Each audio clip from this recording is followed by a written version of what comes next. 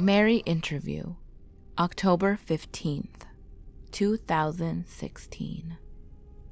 Please state your name and age. I'm Mary Tanner, and I'm 43.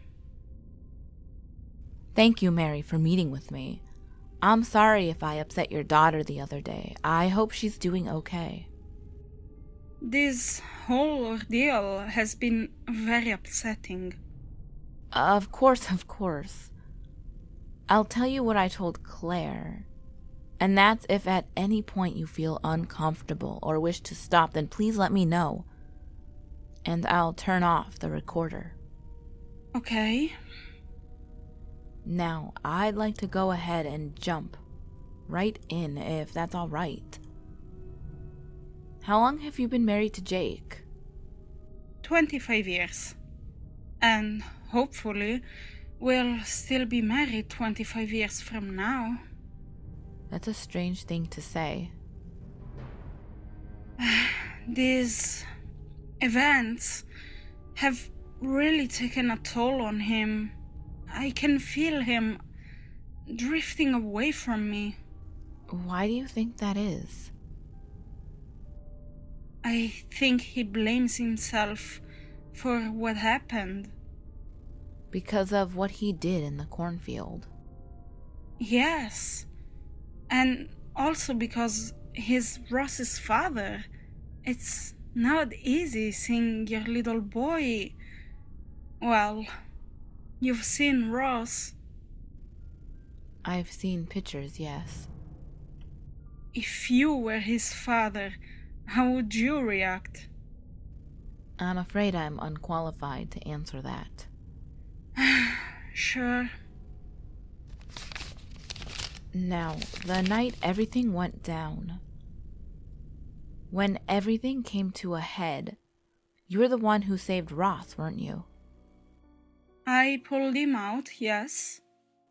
I'm assuming you were aware of the situation leading up to that night.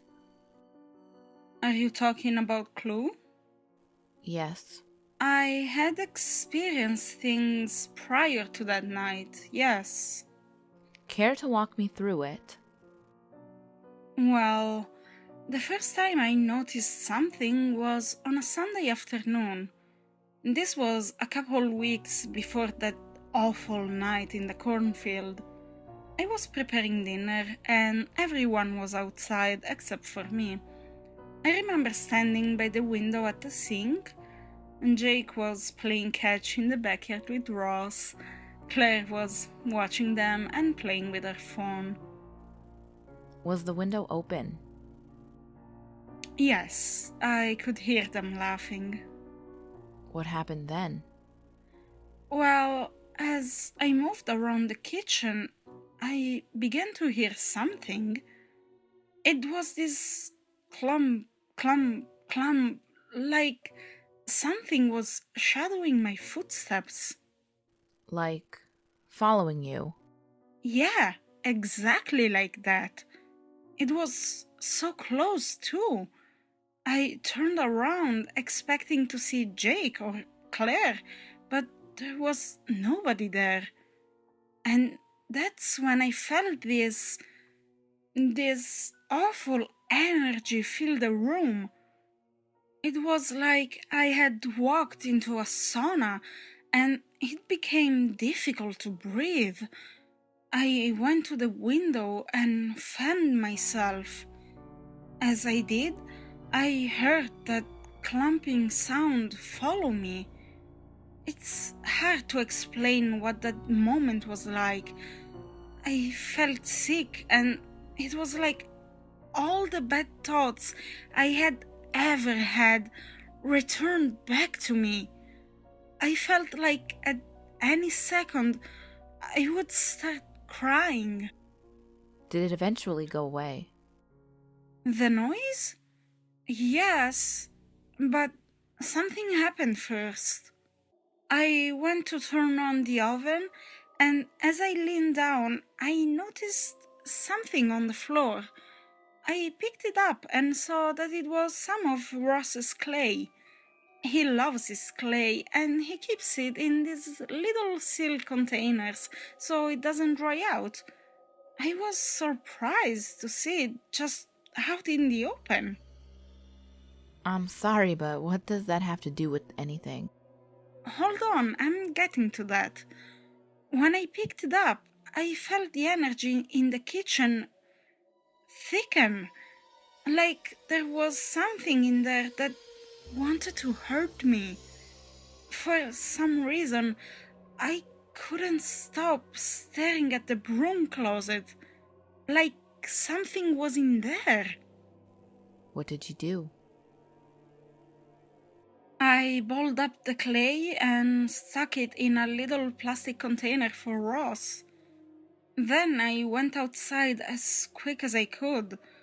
I don't think I could have stayed in that kitchen for another minute. That feeling. Christ, it was awful. Claire mentioned something about clay also. On the night your husband first went into the cornfield. Author's note: Mary grew very quiet and seemed like she was struggling to continue. Her face went pale and she began to fidget. Everything okay? I don't like thinking about that night. Would you like to take a break? No, we just started. It's okay. Whenever you're ready, take your time. It was very hot that night. It took me a while to fall asleep. Claire had been complaining earlier about getting AC in the house. When I eventually did sleep, it wasn't for long. I heard someone come into the room. I opened my eyes and saw Ross standing over by Jake. He was crying. Did you say anything to him? I couldn't. I couldn't even open my mouth. It felt like something was pressing against my lips, hard. I started to freak out, but all I could do was lay there. That energy, that awful presence I had felt in the kitchen was back. I could feel it at the foot of the bed, looming over us. But you didn't see anything. No, but I could hear it. What did you hear? It sounded like whispering, this hoarse, throaty whispering. I couldn't make out what it was saying, the words tumbling over themselves to form this jumble of noise. It was quiet, so horribly quiet. I was aware that Ross was doing something to Jake, but my eyes remained locked on the foot of the bed, like something was commanding my attention. Do you know what Ross was doing? Now I do. How long did this go on for? Not long. After a couple moments, Ross stepped away from the bed and walked back down the hall to his room. He was still crying. Did the energy in the room leave with him? No. In fact, it got worse. It was so hot, and my head was filled with so much negative emotion that I thought I would explode. After a couple seconds, I felt Jake get out of bed. He walked to the doorway and I heard him go downstairs and open the front door. It was like he was sleepwalking. He never looked back. Did you follow him? I couldn't. Whatever was holding me in place wouldn't let me up. I felt the presence at the foot of the bed walk over to my side. I heard that fucking clomp, clomp, clomp. Whatever it was, I knew it was looking down at me, so close I could reach out and touch it. But you couldn't see whatever it was. No, I just lay there, trembling, pissing myself, staring up at the empty space, feeling these waves of heat emanate from the bedside and cover me. What happened then? I heard it speak. What did it say? It spoke a single word. Its voice was so awful, so inhuman, like an animal growling. What was the word? Stop. Stop. Yes, just stop. What did you do? I can't explain why or how, but I fell asleep almost instantly. The next thing I knew, it was morning. I woke up, bathed in sweat, the sun bright and hot and pouring in through the windows. I scrambled downstairs, and Jake was already out in the barn working. Claire and Ross were eating at the table. Neither of them looked up at me. They seemed shaken. Do you talk to them about it? No, I kept my mouth shut. I didn't want to scare them. I figured I'd wait and talk to Jake later. By the time he came inside, though, I had pushed it to the back of my mind. I wanted to believe it was all a bad dream. In fact, I wanted that so badly that I think my mind tricked itself into actually believing that. Just a fever dream. Did it ever happen again before that night in the cornfield? Only once. It was just after we had returned from church. I had surprised Ross with a new Bible and presented it to him upstairs in his room. He was about to change out of his Sunday clothes when I handed it to him. What happened? As soon as I handed it to him, the room got dark. What do you mean dark? Like the sun had gone out. It only lasted for a moment, but in that moment, I heard a voice whisper in my ear, that awful animalistic growl. It told me to stop. It commanded me to. Ross shoved the Bible back into my hands and started tearing up. That's when the light returned. Ross apologized and said he couldn't, that he was sorry, but he just couldn't. Did you leave the house? Yes, we went to my parents' house that day. I wanted to tell them about it. I wanted to tell Jake about it. But this little voice in the back of my head insisted that if I spoke of it, then things would just get worse. I don't know why I thought that, but it was such a strong intuition that I listened to it. And that takes us to the night in the cornfield, correct? Author's note, Mary began to scratch at her arms, and I can tell this was having a serious negative impact on her. She seemed eager to be done with the interview. Yes, the night in the cornfield? Can you give me a little insight in your part in all that?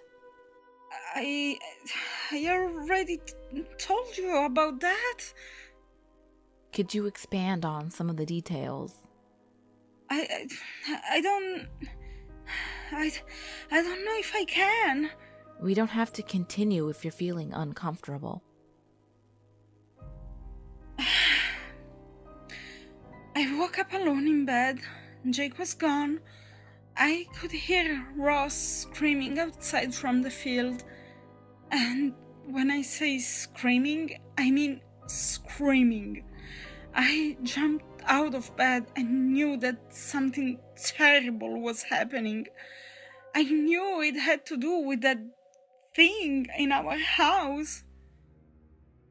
Author's note, Mary began to pale rapidly and sweat broke out along her forehead. She spoke quickly as if to rid herself of the events as fast as possible. I raced downstairs and immediately felt like something was watching me. The air was sweltering and I began to cough. It felt like the heat was pressing against the sides of my head, like it was trying to smother me. I could still hear Ross screaming though, so I didn't stop. I bolted out the front door and raced for the cornfield to where Ross was, and... Mary, are you okay? You know what happened next? You read the papers and saw the pictures. I would like to hear it from you, if that's all right. Jesus, it was so scary. When I found Ross, when I found him in the cornfield, in the clearing. Hey, easy, it's okay. I don't want to do this anymore. I'm sorry, but I just can't. That's perfectly fine. Here, I'll turn off the recorder. We're done, it's okay. Author's note, Mary was unable to continue on. She was on the verge of hysterics, crying openly and shaking all over. She looked completely traumatized. I ended the session immediately upon request.